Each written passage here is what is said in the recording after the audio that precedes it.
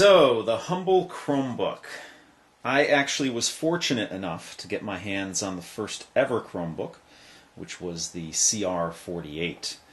And that was sent to me straight from Google back in the day because you had to sign up for it and they selected certain people. And I don't think I was anything special. I think it was just because I had found a QR code and that's how I sent in for mine. But I was fortunate enough to get the CR48. It was a single core processor on that. It was a little bit underpowered, but it was very cool to be on the ground floor with Chromebooks, and now pretty much everybody is familiar with Chromebooks.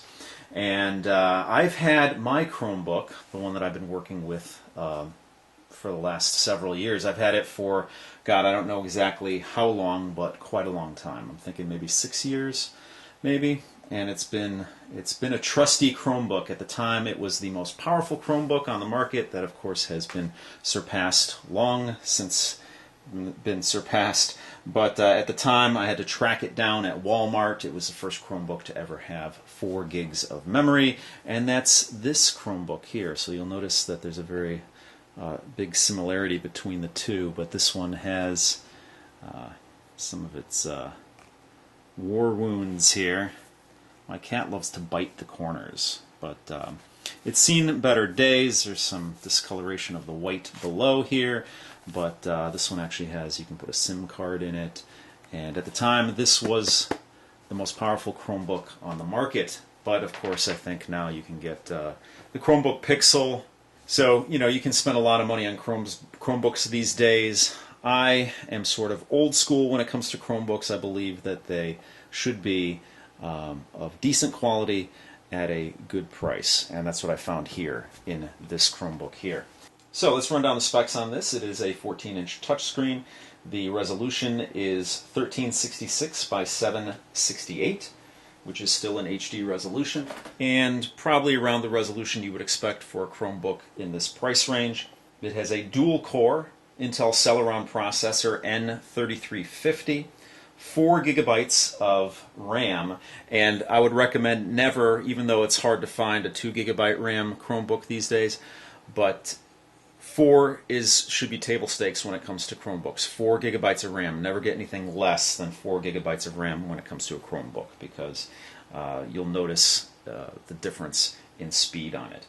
It has 32 gigabytes of eMMC flash memory in it, and generally I don't use the local storage on the Chromebook, so that's going to be just fine. Of course, running Android apps on this will be interesting to try out, and maybe that 32 gigabytes will come in handy.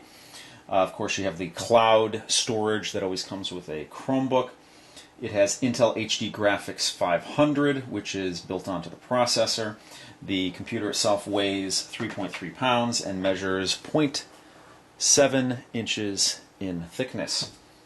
It has a micro SD card slot in it. We'll take a look at that in a second. And it also has an HP TrueVision HD webcam.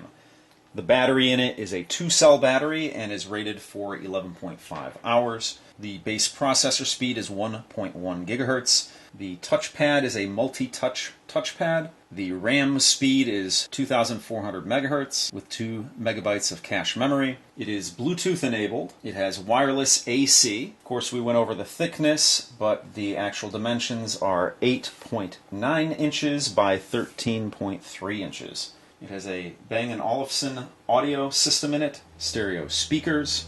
It's Energy Star certified. So strangely enough, all of my laptops, and at the moment I have 4 of them, all of them are HP laptops, and that's not intentional, that's just the way it happened. So, the laptop itself, you saw on the other one, the HP logo had a chrome look to it. No pun intended, because it's a Chrome laptop, but actual chrome look to the HP logo. This one is a white on white, so you have the matte white textured snow white color here with a glossy plastic background. So that's how you have your HP logo on there. Of course, you have the Chrome logo with the inset Chrome ball there and Chrome printed on the top of the laptop here. The build quality is a little bit less, actually, than the previous white Chromebook that I had, but I would expect that for the build quality of a Chromebook in this price category. So on the bottom, it's pretty simple. You just have some of your FCC writing here. You have 4 rubberized feet, and not much else. Let's open this up and let's see if it turns on right away. Okay, good. Did not turn on right away. So the first thing I'm noticing, because I'm so used to using my other Chromebook, I use it on a daily basis. The first thing I'm noticing is that the bezel on this screen is not as thick as the other Chromebook that I have. Obviously you have your webcam up here, you have your little rubberized feet area here that put the distance between the screen and the keyboard here. The keyboard is like the previous Chromebook, and I'll open that up in a second so you can see contrasting the older and newer models here. But this is a like a aluminum metal style to it, and I believe is metal here. Everything seems a little bit more elongated than the other Chromebook. You have the touchpad, which is more elongated, and the screen itself, because of the lack of bezel side on here, just seems wider. Probably the same because they're both 14-inch screens. Obviously up here it looks like you have your speakers, which on the other Chromebook they were under the keyboard where it would bounce off of your tabletop. Keys are fine. I mean, I'm not a keyboard snob unless something is just not workable. I always find that when you have keys, especially when they shrink a keyboard down, that's when you have problems. But I'm not going to complain about these. These seem very usable. Obviously, I'll let you know a little bit more after I've used it. You have some of these stickers here, which I'm going to most likely remove. QR code there. Chromebook for work and play, and play, and play. So, touchpad clicks, as you would expect. And of course, this is a multi-touch touchpad. Everything is a matte white plastic, with the exception of the screen. Of course, I'm not huge into, I've always said this, I've never been really into glossy screens, but what are you going to do these days, especially with a touch screen? You'd be in resistive touchscreen territory if you had a non-glossy touchscreen. So what are you going to do? The previous Chromebook I have, the other HP Chromebook, is also a glossy screen, which is very dirty. So I do apologize for showing that when I will show that in a second. So generally I will hold a Chromebook by the sides like this, but I don't know if I'm going to be doing that much with this one because the build quality on it does seem not as sturdy as the previous Chromebook that I had. So I'm going to be a little bit more careful with this, and I'm going to make sure that my cats don't bite the corners on this. But again, everything's a matte white plastic except for this, metal faceplate area, if you will, on the keyboard area where you have your palm rests and everything like that. So you have your HP branding below the screen. You have your Bang & Olufsen branding there, which I might be pronouncing that wrong. If I am, please correct me. This is the front of the Chromebook. Pretty simple. You'll be able to get your finger in there to open it up. On the left side of the Chromebook, you have a Kensington lock. You have a USB Type-C connector here, which is how you actually plug it in and charge it. You have a USB 3.0 here, a regular USB 3.0. On this side, you have your headphone jack. You have your micro SD card slot. You have another USB 3.0 jack there. And then you have your USB Type-C connector here. So, it looks like this, in terms of USB, is very symmetrical. You have a USB regular one, 3.0, and then you have the Type-C on both sides, so you can charge it probably from both sides. Maybe you can only charge it from this one, because this one has the little LED indicator there, so maybe you only charge it on this side here. But it's a good weight. It seems definitely lighter than the previous Chromebook, but again, that is also because they sacrifice build quality. So there's the older model and the newer model. There's a difference in size, in what you would call probably height. Let's see what they look like in width. In width, they're pretty close, even though the older model is a little bit wider. And of course, in thickness, there's not much of a difference, although the older Chromebook is a little bit thicker. Just for comparison, this is what it looks like on the inside here.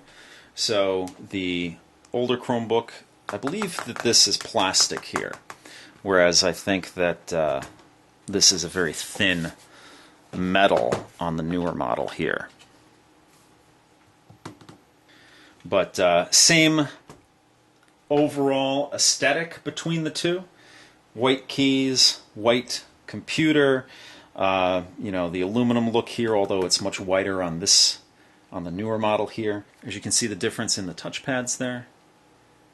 This one has gotten its use out of it. My God, this thing has been a trusty thing. I literally use it every day. Unless I'm away, unless I'm totally unplugged from technology, I will use my Chromebook every day. So there you can see kind of the difference in the bezel.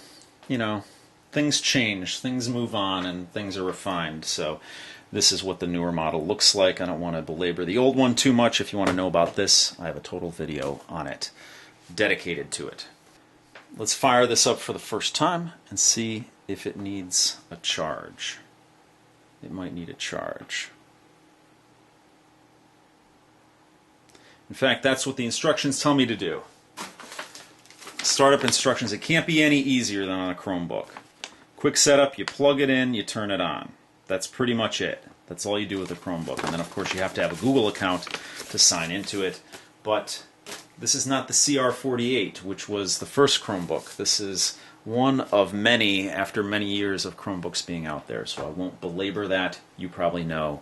You probably have owned a Chromebook yourself. So the next step in this is I'm just going to plug it in. I'm going to charge it up for a while, and then I'm going to fire it up for the first time and take a look at it. And I really want to check out that touchscreen and check out the Android apps on there, even though I don't think you can use the full catalog of Android apps for many reasons. But, it's been available to do that on Chromebooks for a while now, and I'd like to try it out. So the power brick that comes with this is kind of small, and it has the USB Type-C connector on one end, and of course you've got the regular connection that plugs into the wall on the other end.